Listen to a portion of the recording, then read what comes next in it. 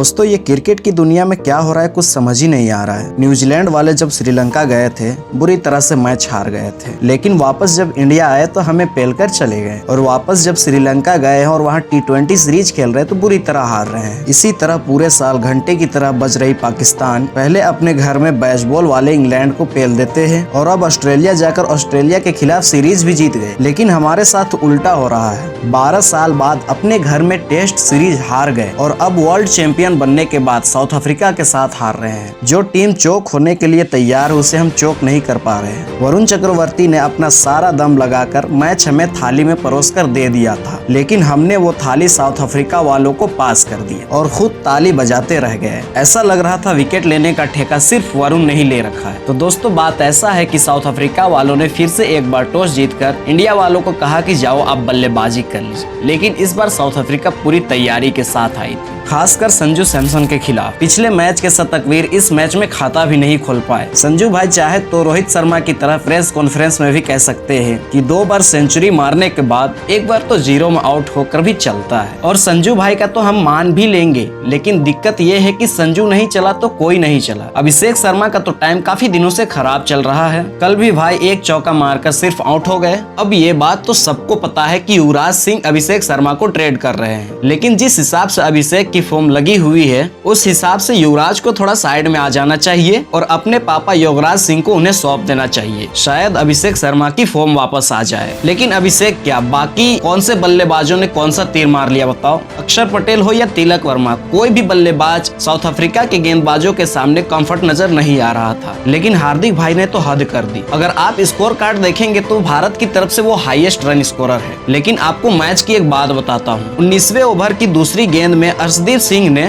उन्हें सिंगल लेकर दिया, लेकिन उसके बाद हार्दिक ने उन्हें स्ट्राइक वापस ही नहीं दी। हाँ, ये बात जरूर है कि वो खुद ही मारना चाह रहे थे, लेकिन वापस वो नहीं मार पाए। आखिर के 10 गेंदों में स्ट्राइक ना देने के बावजूद हार्दिक ने 10 गेंदों में मात्र 6 रन बनाए। मेरे हिसाब से ये भारत की हार और जीत का बहुत बड़ा डिफरेंस था। आपके हिसाब से था कि नहीं, आप कमेंट बॉक्स में जरूर बताएं, क्योंकि फाइनली टीम इंडिया ने 125 रनों का ही टारगेट दिया था। सच बताओ तो मैंने इतने टारगेट पर टीवी बंद कर दिया था, लेकिन बीच में जब स्कोर चेक किया तो चक्रवर्ती जी के लड़के ने तबाही मचा रखी थी। छोटे से टारगेट को चेस करते हुए साउथ अफ्रीका की टीम पूरी तरह से फिसल गई थी, क्योंकि उनका सामना हो गया था वरुण चक्रवर्ती से। वरुण चक्रवर्ती टीम में वापस आए हैं, सामने वाले बल्लेबाजों को तो सांस ही नहीं लेने देते हैं। कल भी उन्होंने आते ही शुरू कर दिया था, पहले ओवर में विकेट लिया और ऐसा सिलसिला चलाया कि भाई साहब एक बेजान मैच में भी जान आ गई। अचानक से मुझे याद आया कि शाहरुख इतने लकी है कि वरुण चक्रवर्ती को सिर्फ 11 करोड़ में ही मिल गया, जिसने हैदराबाद के 23 करोड़ के बल्लेबाज को शोपीस बनाकर रख दिया। पिछले मैच में भी वरुण क्लासन को खा गए थे और कल भी एग्जैक्टली ऐसा ही हुआ। अपने 4 ओवर के स्पेल में वरुण ने 5 विकेट लिए, लेकिन दिक्कत बस ये हुई कि जब तक वो गेंदबाजी कर रहे थे तब तक इंडिया मैच में थी। उनके ओवर खत्म होने के बाद हमारी जीतने के भी चांसेस खत्म हो गई और स्टफ्स ने प्रेशर में खेलकर साउथ अफ्रीका को ये मैच 1 ओवर और 3 विकेट रहते ही जिता दिया। 4 मैचों की ये सीरीज 1-1 से बराबर हो गई है। आपके हिसाब से दूसरे T20 में इंडिया की हार की वजह क्या रही? आप हमें कमेंट करके जरूर बताएं और आज के लिए बस इतना ही। तब तक के लिए धन्यवाद।